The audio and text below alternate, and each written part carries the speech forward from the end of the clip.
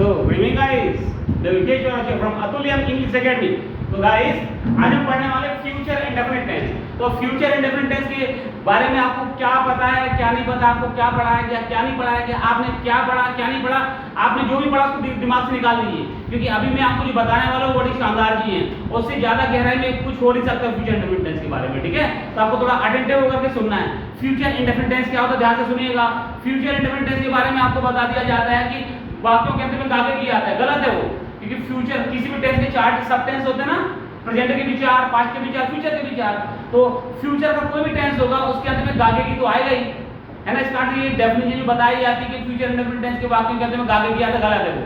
तो इसकी एक्चुअल पहचान क्या होती है, हिंदी का कोई वाक्य मैंने आपको बताया था वो किसी न किसी टेंस का होता है, किसी न किसी टेंस को बिलोंग करता है। तो हम फ्यूचर इंडेफिनिट टेंस की बात करें तो आपको हेडिंग लिखना चाहिए फ्यूचर इंडेफिनिट टेंस। तो मैंने आपको हर टेंस की पहचान बताता हूं। तो फ्यूचर इंडेफिनिट टेंस की भी पहचान होती है कि हिंदी के वाक्यों के अंत में जब मुख्य क्रिया के अंत में गागे की जुड़ा होता है, हिंदी के वाक्यों के अंत में मुख्य क्रिया के अंत में गागे की जुड़ा होता है, मुख्य क्रिया में गागे की लिखा होता है। जैसे हम आपको बोले मैं वहां जाऊंगा, तो जाना मुख्य क्रिया है, उसमें गागे की जुड़ा हुआ है। मम्मी सबके लिए खाना बनाएंगी, बनाना, बनाने में गागे की जुड़ा हुआ है। वो मुझसे बात करेगा, बात करना मुख्य क्रिया, बात करने में गागे की जुड़ा हुआ है। मैं तुमसे वहां मिलूंगा, मिलना मुख्य क्रिया है, मिलना में गागे की जुड़ा हुआ है। Getting guys? ठीक है, तो जो इसकी पहचान क्या हो सकती है आपके अकॉर्डिंग, इसकी पहचान ये फ्यूचर इंडेफिनिट टेंस की, कि फ्यूचर इंडेफिनिट टेंस की पहचान होती है कि मुख्य क्रिया के अंत में गागे की जुड़ा होता है। ठीक है, एक ये लिखा हुआ है मैंने कि मुख्य क्रिया के अंत में गागे की अक्षर आते हैं। एग्जाम्पल आपके सामने कुछ भी हो सकते हैं। एग्जाम्पल जैसे हम लोग पार्टी में जाएंगे, जाना मुख्य क्रिया है, जाने में गागे की जुड़ा हुआ है। एक और एग्जाम्पल यहाँ लिखा हुआ है मम्मी सबके लिए चटनी पीसेंगी, तो पीसना मुख्य क्रिया है, पीसना में गागे की जुड़ा हुआ है। Getting guys? अभी चटनी क्या होती है, पीसना क्या होता है, हम आपको सब बताएंगे आगे जाकर। ठीक है, रूल्स बहुत इजी होते हैं इसके, केवल दो ही रूल होते हैं इसके कि कर्ता जब आई या वी हो, कर्ता जब आई या वी हो तो आई और वी के लिए सहायक के लिए शैल का यूज करते हैं, SHA शैल, और बाकी सभी कर्ताओं के लिए सहायक के लिए विल का यूज करते हैं। Getting guys? और सेकंड रूल इसका ये है कि फ्यूचर इंडेफिनिट टेंस के वाक्यों में हमेशा ही मुख्य क्रिया का फर्स्ट फॉर्म यूज करते हैं। Getting guys?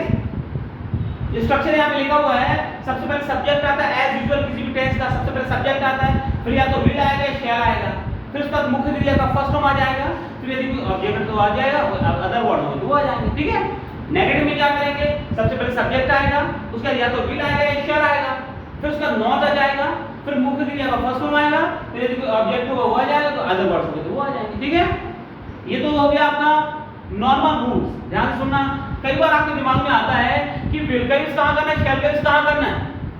मैंने आपको बताया आई और वी के लिए शैल का यूज करना है, बाकी सभी कर्ताओं के लिए विल का यूज करना है। तो आपके दिमाग में क्वेश्चन आ जाता है कई बार कि आई और वी के लिए भी तो विल का यूज करते हैं, ऐसा होता है कि नहीं होता है?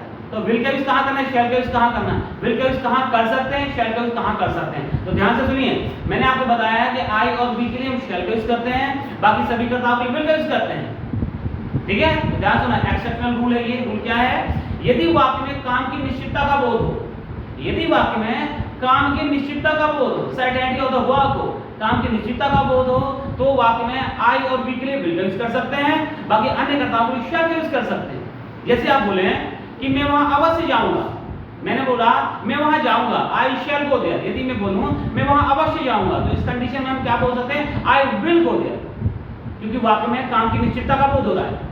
Getting guys?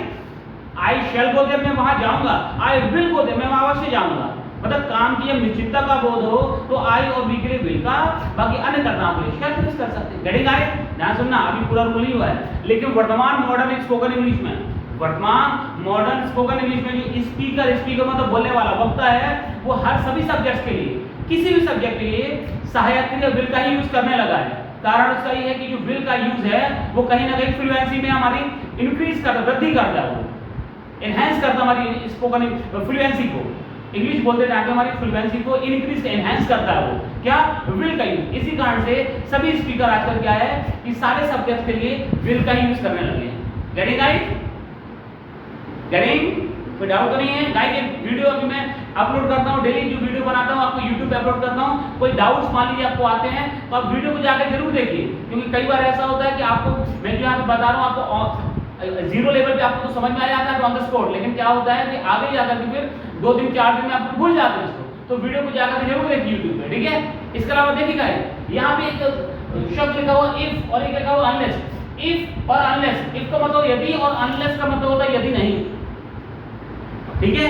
इफ का मतलब क्या होता है यदि और अनलेस का मतलब यदि नहीं। तो ध्यान से सुनना, इफ और अनलेस इंग्लिश का कोई सेंटेंस जो इफ या अनलेस से स्टार्ट होता है, ध्यान सुनना, इंग्लिश का कोई सेंटेंस जो इफ या अनलेस से स्टार्ट होता है, हिंदी में बात करें तो हिंदी का कोई वाक्य जो यदि से प्रारंभ होता है, यदि से, तो वो उसे कंडीशनल सेंटेंस बोलते हैं, जिसे हिंदी में शर्तसूचक वाक्य बोलते हैं। हिंदी का कोई सेंटेंस जो यदि से प्रारंभ हो, और इंग्लिश की बात करते हैं इंग्लिश का सेंटेंस जो इफ या अनलेस से प्रारंभ हो, तो वो इंग्लिश का या हिंदी का कंडीशनल सेंटेंस या शर्तसूचक वाक्य होता है। जैसे यदि तुम मुझे बुलाओगे मैं तो आऊंगा, यदि तुम मुझे बुलाओगे तो मैं आऊंगा। मैं कब आऊंगा?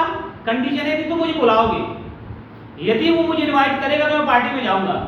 पार्टी में कब जाऊंगा? कंडीशन क्या शर्त है यदि वो मुझे बुलाएगा। तो जो यदि शब्द है ये शर्त को बताता है, सब शर्त रहती है उसमें, कंडीशन रहती है, ठीक है। मैं आऊंगी, यदि बारिश नहीं होगी तो मैं आऊंगी।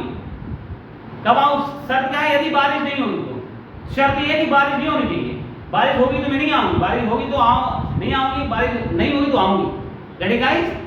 तो कहने का मतलब यह है इंग्लिश का कोई सेंटेंस जो इफ या अनलेस से प्रारंभ होता है, हिंदी की बात करें तो हिंदी में कोई वाक्य जो यदि से प्रारंभ होता है, तो वो इंग्लिश का या हिंदी का कंडीशनल या शर्तसूचक वाक्य होता है, ठीक है। आप ध्यान से सुनिए, कंडीशनल सेंटेंस यदि फ्यूचर टेंस का है, कंडीशनल सेंटेंस यदि फ्यूचर टेंस का है तो इफ या अनलेस के साथ वाले वाक्य को प्रेजेंट टेंस में बनाते हैं। कंडीशनल सेंटेंस यदि फ्यूचर टेंस का है तो इफ या अनलेस वाले वाक्य को प्रेजेंट टेंस में बनाते हैं और दूसरे वाक्य को फ्यूचर टेंस में बनाते हैं। एग्जांपल देखिए, जैसे आपने बोला चंचल यदि तुम मुझे बुलाओगे तो मैं आऊंगी, यदि तुम मुझे बुलाओगे तो मैं आऊंगी। यदि के साथ वाला वाक्य कौन सा है? यदि तुम मुझे बुलाओगे। तो यदि के साथ वाला वाक्य कौन सा है? तुम मुझे बुलाओगे, यदि तुम मुझे बुलाओगे। तो ये यदि तुम मुझे बुलाओगे ये प्रेजेंट टेंस में बनेगा। जैसे यदि तुम मुझे बुलाओगे तो मैं आऊंगी। इफ यू कॉल मी या फिर if you invite me, if you call me या फिर if you invite me, I will come या I shall come. Getting my point? कहने का मतलब ये है कंडीशनल सेंटेंस फ्यूचर टेंस का है, भविष्य का है, तो इफ या अनलेस वाले वाक्य को हम प्रेजेंट टेंस में बनाते हैं, ठीक है। इफ या अनलेस वाले वाक्य को प्रेजेंट टेंस में बनाते हैं और जो दूसरा वाला आगे वाला वाक्य होता है उसको हम फ्यूचर टेंस में बनाते हैं। जैसे एग्जांपल मैंने दिया कि यदि बारिश होगी तो मैं नहीं आऊंगी, यदि बारिश होगी तो मैं नहीं आऊंगी। If it rains, if it rains, if it rains, it rains क्या है? प्रेजेंट इंडेफिनिट टेंस का वाक्य है। If it rains I shall not come, if it rains I shall not come. Getting guys? ठीक है ना? तो गाइस इसी तरीके से और भी बातों को सीखने के लिए, जानने के लिए और ज्ञान प्राप्त करने के लिए हमारे YouTube चैनल अतुल्य इंग्लिश एकेडमी को सब्सक्राइब करिए, वीडियो को लाइक करिए आपको पसंद आ रहे हैं वीडियोस को, अगर वीडियो को पसंद आ रहे हैं तो वीडियो को शेयर भी करिए। Thank you guys.